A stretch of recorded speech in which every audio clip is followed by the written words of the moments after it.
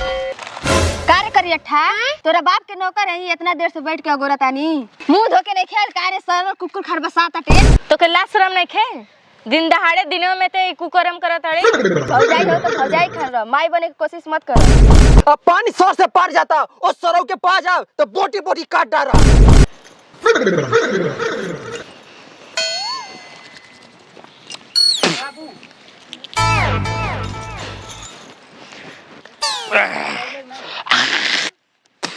कब बताओ तो नहीं है बैठ के ही बैठे बैठा समझाना बहुत तू एजा बैठ के मुंह में बांस के लिए बड़ा और एजा तो हर बहन बाजार में जाके अपने यार के संगे लाली लिपस्टिक पाउडर खरीदवाओ तड़ी। तोर हिम्मत कैसे हो हमारे बहन के बारे में सब बोले के? ये सब काम तोर बहन करत हुई हमार बहन ना। जौन भी बोले बना हमरे बारे में बोला हमरे माई बहन के बारे में नहीं तो मोछो खा के ना मौगा बना दे।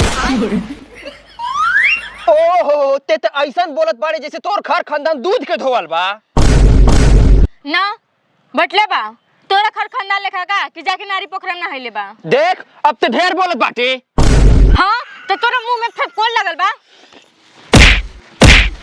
अरे बाप रे बाप हां मार के मुआ दा अपने बिगड़ाल बहन के साथे मजा मरी है। गरीब बहन के तो पिटाट पिटाट मर जेबे लेकिन तोरा मुंह से जहर उगलल ना बंद कर बेती। हां निमन बात कहता नहीं तो बेकार लगबे कर।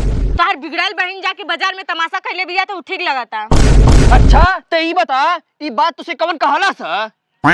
और के कही अपन ढक्कन बाबू का ना है का रे इतना लेट कहां भइल ह?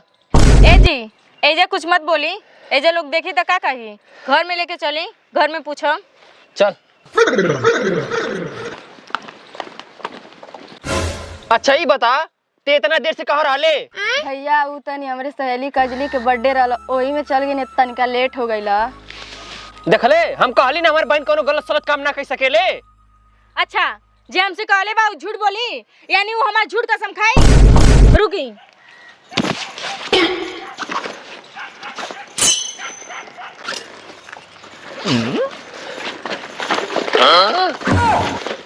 है देखी का देख ली हम झूठ बोला तनी जे हमसे कही वो झूठ बोली देख ली। ई सब कह रे ई सब कहां से आइल है? काहे बोलत नहीं खे तोरा मुंह में दही जमावल बा। हां अब तो दही जम्मे करी अब तो ऐसे काम करे कह तो बहुत फटर फटर आवाज निकली इनका अब मुंह में से बोली नहीं निकला था।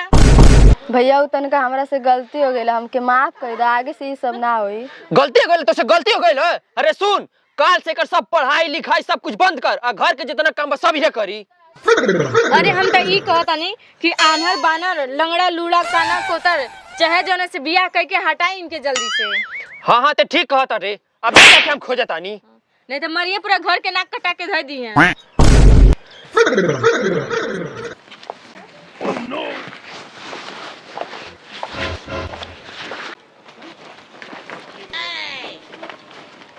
ए जी हेली झोला अब बाजार से पूरा सामान लेके आई। ठीक बा। ए बबनी कहाँ जाता नहीं भाई कपड़ा खींच के रखल बा ना कि पसार दी ले जाए कपड़ा पसारी। अच्छा ठीक बा।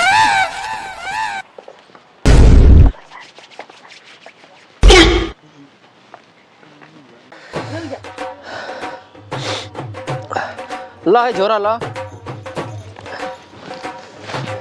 ए सुना तारू खदेरू चाचा बतावत रहना कि ठो लइका बा धन दौलत तो बहुत बा। अच्छा एने ओने घुमाला लेकिन ठो पैरवा से लंगड़ बा।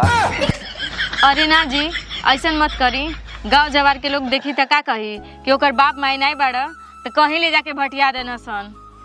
अरे तनी निमन लेकर देखी इतनो भी बेकार नहीं खी राउर बहिन।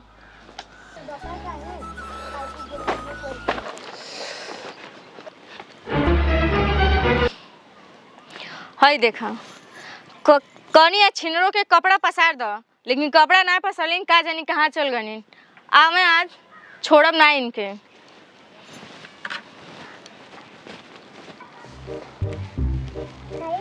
कहाँ रह गल करियाठा हमरा 1 घंटा अइले हो गई डर लागता कि कहीं हमार भौजी ना आ जाए। तुमसे मिलने का दिल करता आए रे बाबा तुमसे मिलने का दिल करता है। कार्य करिए ठा तोरा बाप के नौकर है इतना देर से बैठ के अगोरतानी। देखा करे जा रंगदारी मत बतियाबा, तो से इश्क कईल बहुत रिस्क बा।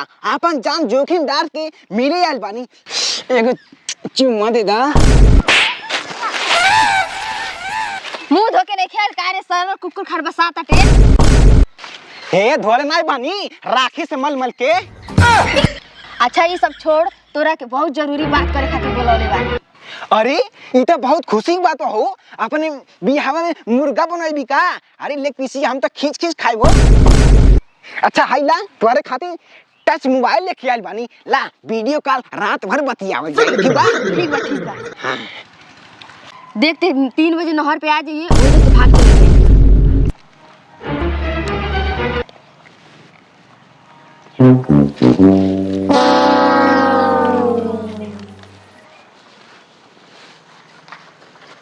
अच्छा ई खेला खेला तड़ी बताओ तुम करे छिने री तो के लाज शरम नहीं खे? दिन दहाड़े दिनों में ते कुकरम करत अड़े। कैसा ला सर हम प्यार करीले करे सतनिया ई कैसन मोबाइल है रे? ई केकर मोबाइल है? ए छोरा नहीं खी बोला त कपारे पे चढ़ल जाता लू। भौजाई हो तो भौजाई खान रह, माई बने की कोशिश मत कर।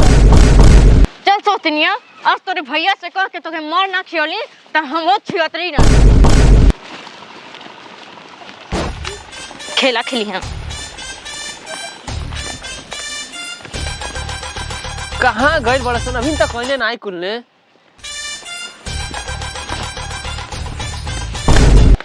का रे तोहनी के ननद भौजाई कहाँ गइल लाला सन? ए खेलकड़ी से पूछी, गांव में बड़ा नाम कैले बिड़िया।